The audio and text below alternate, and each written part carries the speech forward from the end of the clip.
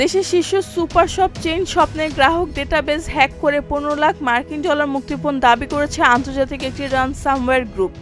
বিষয়টি নিশ্চিত করেছেন স্বপ্ন ব্যবস্থাপনা পরিচালক সাব্বির হাসান নাসির। তিনি জানান, গত বছরের 20 আগস্ট কুখ্যাগত সাইবার অপরাধীরা স্বপ্ন কর্তৃপক্ষের কাছে $1.5 মিলিয়ন দাবি করে। তবে প্রতিষ্ঠানটি শুরু থেকে এই দাবিকে অযৌক্তিক ও বেআইনি হিসাবে প্রত্যাখ্যান করেছে।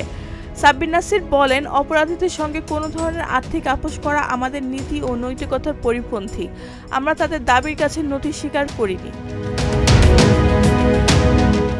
এই ঘটনায় গ্রাহকদের তথ্য সুরক্ষা নিশ্চিত করতে ইতোমধ্যে আইনি পদক্ষেপ নেওয়া হয়েছে বলে জানিয়েছেন এসিআই লজিস্টিক্স। তেজগাঁও শিল্পাঞ্চল থানায় একটি মামলা প্রক্রিয়াধীন রয়েছে।